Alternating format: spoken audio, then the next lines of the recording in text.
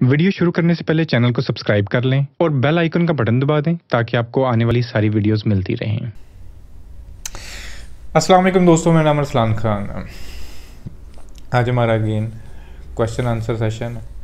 तो जो भी लोगों ने मुझे क्वेश्चंस भेजे हैं तो उनको मैं रिस्पॉन्ड करने की कोशिश करूँगा। और अगेन आप लोगों के भी कोई क्वेश्चंस हो, एंग्जाइटी से रिलेटेड हो, कोई सोशल एक्सपेरिमेंट आपने शेयर करना हो, उससे रिलेटेड कोई सजेशन चाहिए हो, आपको लगे कि मैं बेहतर एडवाइस कर सकता हूँगा तो मुझे ज़रूर भेजें। और अगर एंग्जाइटी से रिलेटेड है, कोई डिसऑर्डर है, उसके अंदर कोई मतलब जो है आपको कोप करने में किसी भी चीज़ का मसला आ रहा है तो उससे रिलेटेड जितनी मेरी वो होगी इनपुट मैं ज़रूर जो है ना वो देने की कोशिश करूँगा। तो आज जो पहला क्वेश्चन है वो बड़ा इंटरेस्टिंग क्वेश्चन है। हल्के फुल्के क्वेश्चन से स्टार्ट करने लगे और बड़ा जो है ना, क्योंकि मैंने बड़ी वीडियोज़ इसके ऊपर बनाई हैं कि ये जो होता है ना लव क्या होता है या इश्क क्या होता है, तो थोड़ा सा स्पिरिचुअल लेवल पे ज़्यादा बोलता हूँ, पर ये जो है ना मतलब सोशल लेवल पे ज़्यादा क्वेश्चन है, बड़ा इनोसेंट सा क्वेश्चन है। उन्होंने कहा सर मुझे अपनी कज़न के साथ जो है, आई लव माई कज़न, तो मैं जो अपने मतलब अंकल के घर में रहता हूँ और हम मतलब इकट्ठे स्टडी करते हैं, तो मैंने अपनी जो कज़न है उसको मतलब इजहार भी किया अपना, बट वो जो है ना शी अफ्रेड टू टॉक, मतलब वो ज़रा घबराती है मेरे से बात करने में। तो व्हाट शुड आई डू, और मतलब जो है मैं अपने इमोशंस को कंट्रोल किस तरह करूँ। देखो, इस बात को थोड़ा सा समझने की हमने कोशिश करनी है। हमारा जितना भी फोकस होता है, मैंने इस मौजू के ऊपर जितनी भी बात की है, हमारा ना फोकस बड़ा गलत होता है। गलत किस सेंस में होता है फोकस?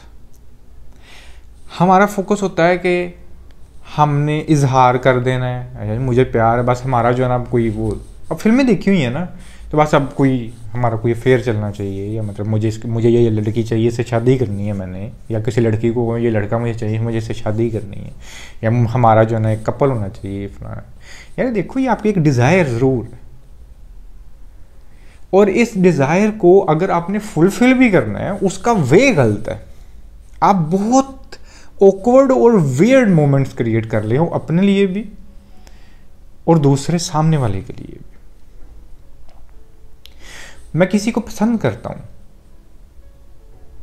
अगर तो मैं जाके उससे कहूंगा यार मुझे तो पसंद है, और मैं फिर एक्सपेक्ट करता हूं कि वो भी कहे कि जी मुझे आप भी पसंद है, तो अब जो है ना हमारा कोई वो होना चाहिए, हमें साथ रहना चाहिए, या हमें शादी कर लेनी चाहिए, या हमारा कुछ भी हो। ये इंतहाई नॉनसेंस किस्म की अप्रोच है। आपको कोई भी चीज़ पसंद हो सकती है। ये जो है ना हमारे वो जो है ना डिज़ायर ज़रूर है, किस तरह है, आप हो कौन। हमें देखना है, हमें जिससे इश्क है, वो सबसे इम्पोर्टेंट चीज़, हमें जिससे इश्क है, हमें जिससे प्यार है, ठीक है, वो कोई भी है, ठीक है, हम चाहते हैं कि वो हमें नोटिस करे, ठीक है, ये हमारे साथ हो, तो उसके लिए आपको इस लायक होना चाहिए कि उसके डिज़ायर भी यही हो।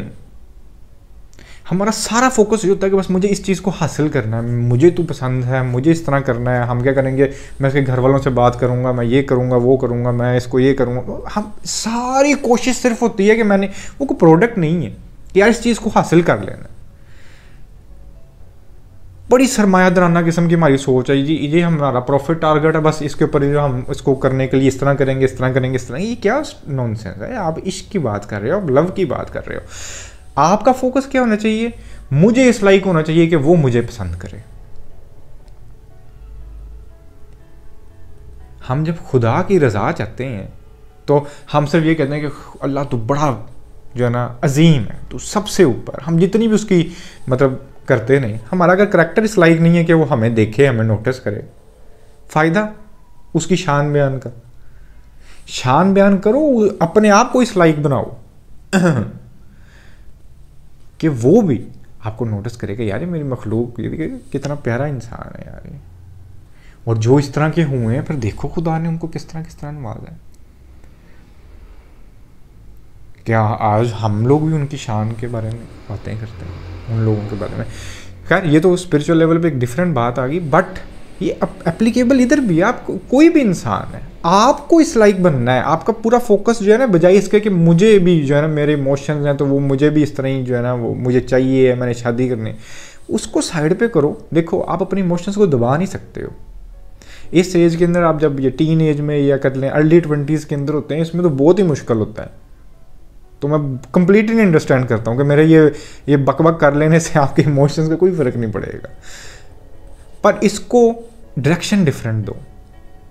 मैं किसी जगह पे बैठा हूँ, ठीक है, मैं आपकी बात नहीं करता, तो शादीशुदा बच्चे हो गए, किसी जगह पे बैठा हूँ ना, तो मैंने ये नहीं कि मैं, अब हमारे यहाँ पे देखोगे ना, कहते हैं वो जिसको हम कहते हैं हैरस करते हैं हम लड़कियों को, या कहते हैं इस तरह, मैं लोगों को देखा है, उनको कोई लड़की पसंद होती है ना, होंगे बच्चे वगैरह, वो इस तरह आंखें फाड़ के देखते रहेंगे। ये कितना ऑकवर्ड और कितना वेयर्ड। आप अगले बंदे को मतलब उसको डिस्कम्फर्ट दे रहे हो अपनी इस नॉनसेंस की वजह से, और आप ये चाह रहे हो कि आपको ये है कि मुझे वो पसंद है तो अपना करैक्टर, अपना रवैया ऐसे बनाओ कि वो आपको नोटिस करे। अजीब हमारे दिमाग है, अजीब हम अगले को मतलब जो है ना, अब देखो मुझे भी तक याद है मेरे वालिद साहब ने एक बात बोली थी। अब ज़ाहिर हम भी लड़कपन में थे, सारा था, वो भी अंडरस्टैंड करते थे, तो वो हमें एक बात बोलते थे, और ये आज तक पल्ले जो है ना वो बांध कर हर एक बंदे को बांधनी चाहिए मेरा ख्याल है। वो कहते हैं एक जो ये अपने फिल्मी इश्क में शुक्की करनी होती है ना, एक अपने ख़ानदान में कभी नहीं करनी और एक अपने मल्ले में कभी नहीं करनी। जो चवल मारनी है ना दूर दूर जाके मारो, ठीक है, क्योंकि आप बड़ा वेयर्ड मोमेंट, आपके स्टेक्स होते हैं अपनी फैमिली के अंदर भी, अपने नेबर्स के अंदर भी। हो सकता है आपकी इंटेंशंस ठीक हो, मैं ये नहीं कहता, आपकी इंटेंशंस ठीक होती हैं कि यार मेरी ये कोई कज़न है या मेरी ये कोई नेबर है, बट आप वहाँ पर उस एटमॉस्फेयर के अंदर बड़ा ऑकवर्ड मोमेंट क्रिएट कर देते हो कि आपके नेबर उनके भी पेरेंट्स होते हैं, वो जो रिलेटिव्स हैं उनके भी माँ बाप होते हैं। आप खुद एक दिन जब बाप बनोगे आपको इस चीज़ का आइडिया होगा कि कितना वेयर्ड मोमेंट क्रिएट कर देते हो। आपके माँ बाप ने आपस में मिलना होता है, सारा होता है, तो ऐसी किसी भी चीज़ से इज्तनाब करना चाहिए, ठीक है। ये होती वक्ती इमोशंस होते हैं, ये निकल जाते होते हैं, ठीक है। और इनको अगर आपने कोई डायरेक्शन देनी है तो डायरेक्शन ये दो कि बजाय इसके कि मुझे ये चाहिए, मुझे ये हासिल, वो भी मुझे इस तरह रिस्पॉन्स करे। इसकी अर्ज को ना डिफरेंट शक्ल दो कि अपने आप को इस लायक बनाओ, अपना करैक्टर ऐसा रखो। यार वो कहीं यार कितना शरीफ आदमी है यार, कितना नफीस आदमी है यार, वो खुद आपको अप्रोच करे। आप ना दूसरों के मतलब जो है वो भीख मांग, मैं इसको हम भीख मंगों की तरह प्यार मांगते फिरो कि यार मुझे प्यार चाहिए, मुझे आप चाहिए। क्यों चाहिए? बात आई नो बड़ी छोटा सा क्वेश्चन था, छोटी सी, पर इसको समझना बड़ा ज़रूरी है। ये बड़े हाई लेवल पे हमें इसको समझने की ज़रूरत है। ये सिर्फ एक टीनेज का मसला नहीं है, हम पूरी ज़िंदगी जो है ना ये मलकियत प्रस्ती के अंदर हमारी गुजर जाती है, और उसका फर्स्ट स्टेप यही होता है कि हम हर चीज़ को हासिल करने की कोशिश कर रहे होते हैं, डिस्पाइट द फैक्ट कि हम खुद क्या हैं, हमें क्यों नहीं कोई हासिल करना चाहता। तो ये कोशिश करो कि आप इस लायक बन जाओ कि लोग कहेंगे यार इस तरह का इंसान होता है, इसको चाहा जाना चाहिए, ना कि हम किसी के पीछे जो है ना वो इस तरह हों। तो उम्मीद करता हूँ कि आप थोड़ा सा अपनी डायरेक्शन चेंज करोगे, अपने जो इमोशंस हैं लव के जो भी हैं, तो चीज़ें बेहतर होना शुरू हो जाएंगी इंशाल्लाह, और प्रोडक्टिव होना शुरू हो जाएंगी। और एक और इस तरह क्वेश्चन था कि कहते हैं क्या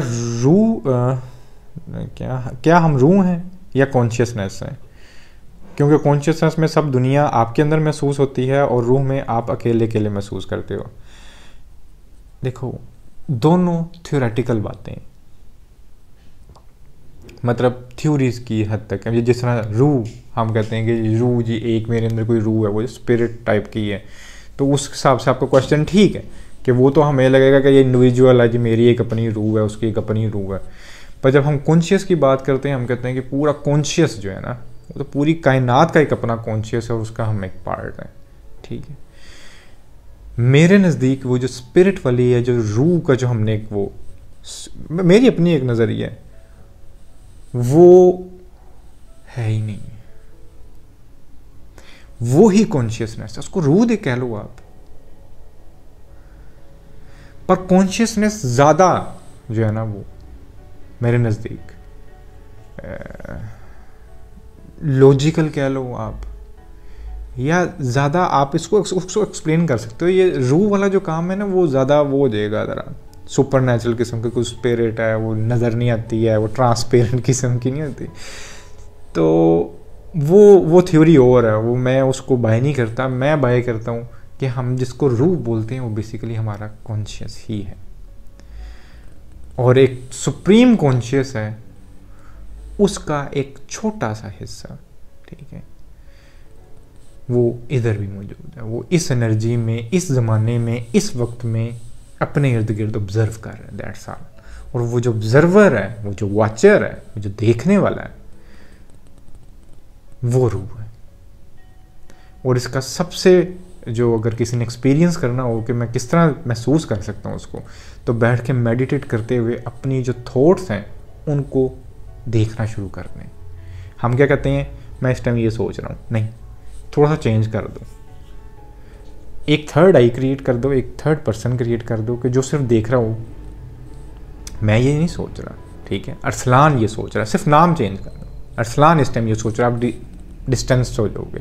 वो जो डिस्टेंट चीज़ बैठ के देख रही है ना कि इस टाइम मैं परेशान हूँ यार, ये चीज़ें हैं, ये चीज़ें, अच्छा, और एक जो थर्ड आई पीछे देख रही है वो कह रही है कि अच्छा इस टाइम ये जो सोच रहा है, वो जो देखने वाला वॉचर है ना, वो कॉन्शियस है, वो रूह है, ठीक है। वो जैसे जैसे आप मेडिटेट करते जाते हो वो डिस्टेंस ज़्यादा होता चला जाता है, और आप देख पाओगे बाकायदा कि वॉचर इन सारी जो हमारी दिमागी नॉनसेंसेस होती हैं ना, उनसे बिल्कुल पाक साफ, वो जिस टाइम पैदा हुए थे तब से लेके आज तक बिल्कुल उस तरह उधर ही खड़ा है, उस पर कोई असर नहीं होता।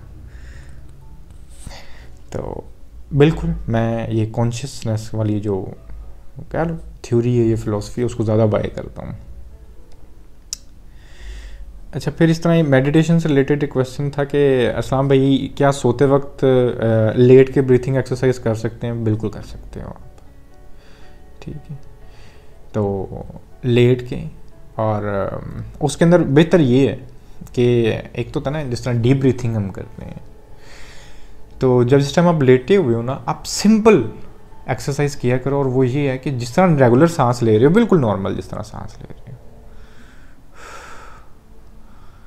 सिर्फ इसको देखना शुरू। इसके लिए ज़रूरी नहीं है क्या ये वाला करो, लेटे हो जिस तरह सांस लेते हैं उस तरह ही कि बस जा रहा है अंदर,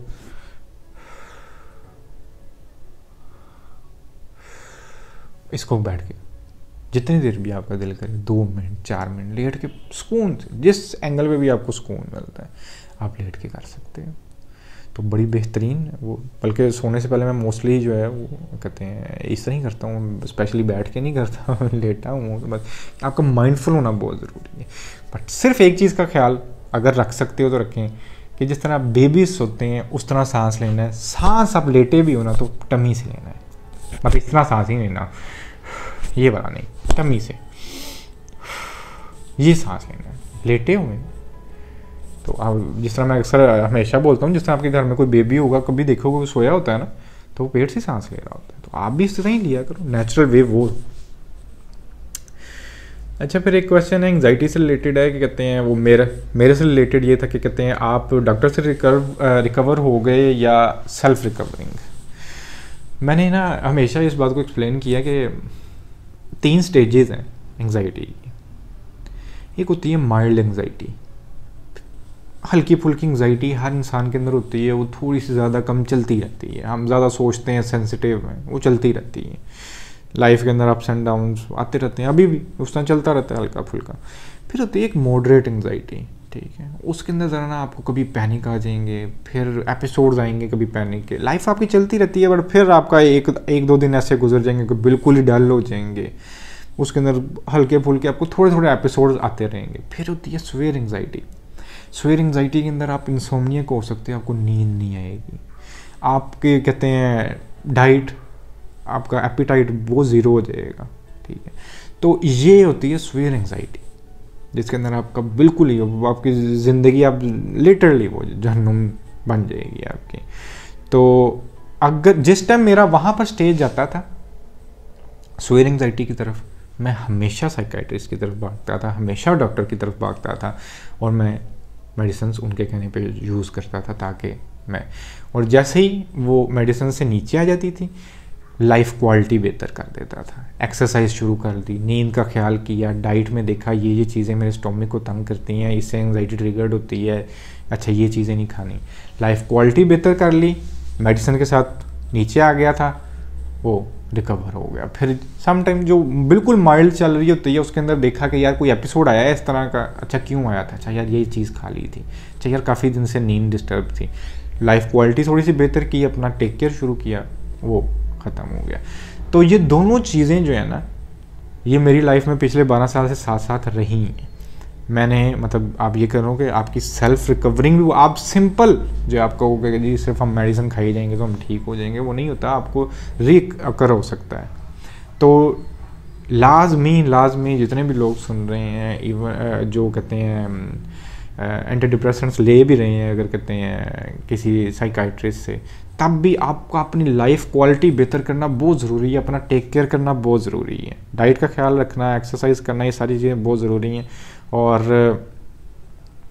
मेरा रिकवरिंग दोनों चीज़ों से ही हुआ, क्योंकि मैंने शुरू वाले टाइम में भी ठीक हो जाता था, फिर ये हो जाता था, मेडिसिन के बाद फिर ठीक हो जाता था, फिर थोड़ी देर बाद। तो जैसे ही मैंने अपनी लाइफ क्वालिटी बेहतर करना शुरू की, अपना सोचने का पैटर्न चेंज करना शुरू किया, वो शुक्र है जो है ना वो रिकर नहीं हुआ मेरे साथ ना। तो कब ये हो ऊपर नीचे तो खुद ही पता होता है, अच्छा ये चीज़ें हैं, मेडिटेट करना शुरू कर ली, एक्सरसाइज शेयर करना शुरू, इसको ना ट्रिगर्ड नहीं होने देना है, पता चल जाता है बस कौन हो गया साथ ही। तो दोनों चीज़ें साथ साथ ही रही हैं। सर आपके ख्याल में सेल्फ रिकवरिंग बेटर होगा या डॉक्टर से? मैं अगेन यही कहूँगा कि अगर तो आप सिवियरिटी की तरफ हो, आपका डे टू डे लाइफ बहुत ज़्यादा डिस्टर्ब्ड है, उसी वक्त डॉक्टर के पास चले जाओ, ठीक है। साइकाइट्रिस्ट जो है ना, वो अव्वल तो साइकाइट्रिस्ट खुद जानते हैं कि अगर तो आपका माइल्ड होगा या उनको लगेगा कि इसको ज़रूरत नहीं है, वो आपकी हल्की फुल्की काउंसलिंग खुद कर देंगे, ठीक है, वो आपको मेडिसिन की तरफ नहीं लेके जाएंगे। बट अगर आपको ज़रूरत पड़ती है तो वो आपको वो भी सेल्फ रिकवरिंग ही होती है बेसिकली, क्योंकि हम एक चीज़ को जानते ही नहीं है। मैं अपने बारे में हमेशा बात करता हूँ कि 2 साल तक तो मुझे पता ही नहीं था चला, मैंने दुनिया की कौन कौन सी मेडिसिन नहीं खाई, स्टोमिक की मेडिसिन खा रहा हूँ, टीबी की मेडिसिन खा रहा हूँ, पता नहीं क्या कुछ चल रहा है, स्किन एलर्जीज मुझे लगता था होती है, हालांकि वर्ड में पता चला विटामिन डी वो हो जाता है घर रह के। तो बड़ी चीज़ें, तो आपको अपने आप को समझाना कि अच्छा यार ये वो बड़ा ज़रूरी है, वो फिर आपको कोई साइकाइट्रिस्ट समझाए, आप सेल्फ खुद करना शुरू कर दो, तो वो साथ साथ चलता रहता है।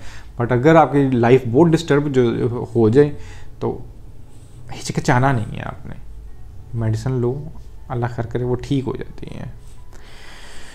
अच्छा फिर साहब भाई मुझे एंग्जाइटी है, और एंग्जाइटी है हेड में प्रेशर होता है, वर्किंग करने से डिजीनेस होता है, और नाइट को मेरी बॉडी में एंग्जाइटी सिम्टम्स बहुत होते हैं। अच्छा नाइट एंग्जाइटी बड़ी कॉमन है ना, क्योंकि ज़ाहिर है एक वो उस टाइम एक अकेलापन ज़्यादा होता है पूरे दिन में, फिर भी हम ज़रा कहीं ना कहीं माइंडफुल रहते हैं, रात टाइम हम माइंडफुल नहीं होते, थोड़ा सा अकेलापन होता है, कोई ख़ास काम नहीं होता, अंधेरा होता है, खामोशी होती है, हम घबरा सकते हैं। एंग्जाइटी में आपको छोटी छोटी चीज़ डरा जाती है, तो फिर तो ये हो जाता है। तो कोई ना नाइट की एक्टिविटी रखो, कोई गेम शेम खेल ली, कोई इस टाइम मैंने ये मूवी देखनी है, मैंने इस टाइम ये बुक देखनी है, कोई माइंडफुल एक्टिविटी लाजमी रखो कि इस टाइम मैंने अपने बच्चों के साथ खेलना है, मैंने फलां के साथ कुछ करना है। बाहर नाइट स्पोर्ट्स होते हैं, मतलब मैं अभी भी अब आजकल छोड़ा हुआ है, रात को गए क्रिकेट खेलना शुरू कर दी कहीं पे फ्लड लाइट्स के साथ, या कहते हैं वो कोई बैडमिंटन खेलना शुरू, कोई एक्टिविटी रखनी है रात के वक्त में कि आप माइंडफुल रहो। घर रहे थके हो आपको वैसे ही नींद आ जाती है, तो आपका वो सारा टाइम निकल जाता है, वो थोड़े दिन भी इस तरह निकल जाएंगे ना, माइंड उस लूप से बाहर निकल आता है। तो एक तो ये जो है ना इस तरह ही ये सर में कहते हैं हेड में प्रेशर होना है फलां, इसकी बड़ी वजह है रिफ्लेक्सिस, बहुत बड़ी वजह होती है। डाइट का ख्याल रखो, हल्का फुल्का खाओ, और उसके बाद जितना खाओ उसको आपने कंज्यूम भी करना है प्रॉपर तरीके से, उसको आप थोड़ा सा एक्सरसाइज करो, तो वो देखोगे आप कि आपके मसल स्टिफनेस हो गई, ये हेड प्रेशर हो गया, ये चीज़ें खुद ब खुद ठीक हो जाती हैं। एक्सरसाइज करना शुरू करो, माइंडफुल रहना शुरू करो, स्ट्रेसेस जो है ना ये सारी चीज़ें आपके साथ करती हैं। तो दूर रहने की कोशिश करो, कोई एक्टिविटी शुरू कर दो। मुझे तो कोई और ना किसी को समझ आया कोई सिस्टम हो जाए, मैं यार यूट्यूब चैनल खोल लो यार कोई एक्टिविटी लग जाती है आपकी। तो कईयों ने किया भी और बहुत अच्छी एक्टिविटी है। मैं खुद जो कहते हैं इसी इधर एक्टिव रहता हूँ, ये रहा है कि मेरे लिए बड़ी सेटिस्फाइंग है, एक फुलफिलमेंट मिलती है आपको कि आपके कुछ चीज़ हो जो आप लोगों के साथ शेयर करना चाहते हो, वो शेयर करो। कोई आपके पास कोई ऐसी क्रिएटिविटी है वो आप शेयर करना चाहो, आप वो कर सकते हो। फिर इसके अंदर ये होता है, जिस तरह मेरे से पिछले दिनों वो मेरे भाई आए हुए थे इश्मरेज़ भाई, उन्होंने सवाल पूछा कि असल में आपके साथ डीपर्सनलाइजेशन हुई थी। तो मेरे साथ नहीं हुआ था, मेरे साथ जिस लेवल पे इन लोगों के साथ हो रहा होता है उस तरह नहीं था हुआ। तो मुझे इसका किस तरह पता है, क्योंकि जब मैंने इसके ऊपर बात करनी है, ठीक है, तो मैंने उसके पीछे पूरा स्टडी करना है पहले, पता नहीं कितने लेक्चर्स लूँगा, कितने आर्टिकल्स पढ़ूंगा। उसके लिए फिर आप सेल्फ ग्रो करना शुरू। आपने अगर गार्डनिंग से रिलेटेड अगर कोई चैनल चलाना है तो आप बात कर रहे हो गार्डनिंग से रिलेटेड, आपको बहुत सी चीज़ें ऐसी होंगी जो आपको पहले नहीं पता होंगी। आप फिर वो यूट्यूब पे देखोगे, इधर उधर देखोगे कि यार ये अच्छा इस तरह होती हैं, लोगों से पूछोगे कि अच्छा यार इस तरह ये प्लांट इस तरह, आप सेल्फ ग्रो करना शुरू हो जाते हो, ठीक है। तो बड़ा ज़रूरी है, मैंने अगर किसी चीज़ के मतलब बात करनी है तो उसके लिए ज़रूरी है कि मैं उससे रिलेटेड कुछ ना कुछ देखूँ, कोई रिलेटेड होता है। हो सकता है मैंने लाइफ में पहले कहीं पे कोई चीज़ें उससे रिलेटेड पढ़ी हो, वो नहीं दिमाग में होती हैं, तो उनको ज़रा दोबारा जाके उनको पढ़ूँ। तो ये चीज़ें बड़ी हेल्पफुल रहती हैं। माइंडफुल रहते हो, बिजी रहते हो, तो लाजमी कोई ना कोई इस तरह की एक्टिविटी अपनी लाइफ में रखें आप। और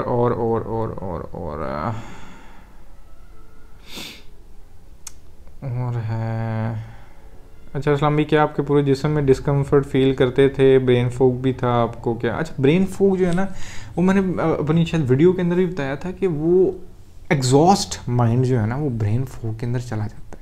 और एंग्जाइटी जिनके साथ होती है वो किसी न किसी टाइम पे ब्रेन फॉग से उनका लाजमी टाकरा हो जाता है, क्योंकि टायर्ड हो जाता है दिमाग हर वक्त। वो ब्रेन फॉग आपकी, अब मैं इंसोम्नियक है बंदा, 2 दिन अगर आपको सही से नींद नहीं है, आप ब्रेन फॉग होना ही होना है आपके साथ, ठीक है। आपको ऐसे लगेगा यार क्या सब कुछ अजीब सा लगेगा आपको। तो ये हो जाता है, और ये हर एक बंदा जो भी डिसऑर्डर से गुजर रहा है उसके साथ ही जो है ना ये मसला रहता है। और जिस्म में डिस्कम्फर्ट, ओबियस सी बात है आपको, वो हम हर चीज़ को, हल्की सी पेन को ज़्यादा एंशियसली सोचते हैं, वो ज़्यादा हमें फील होता है।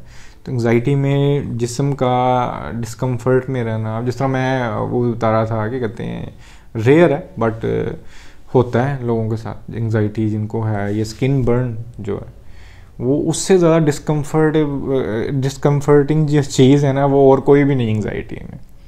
कि मैं लेट नहीं था सकता, लेट रहा था ऐसा लगता था जैसे लावा फिर रहा है मेरी पूरी कमर में, मेरी बैठे बैठे एकदम एंग्जाइटी हल्की सी हुई है, ऐसे पूरी बाजू में ऐसा लगता था जैसे आग लगी हुई है, स्किन बर्निंग। तो डिस्कम्फर्ट ही है ना। तो वैसे ही आप लेज़ी हो जाते हो, आपका जिस्म दुखता है, ज़ाहिर आपकी डाइट नहीं ठीक होती है, बहुत सी चीज़ें। तो ये सारी चीज़ें सिर्फ मेरे साथ ही नहीं, बहुत से लोग जो एंग्जाइटी डिसऑर्डर से गुजर रहे हैं उनके आलमोस्ट सबके साथ ही सिम्टम्स रहते ही हैं।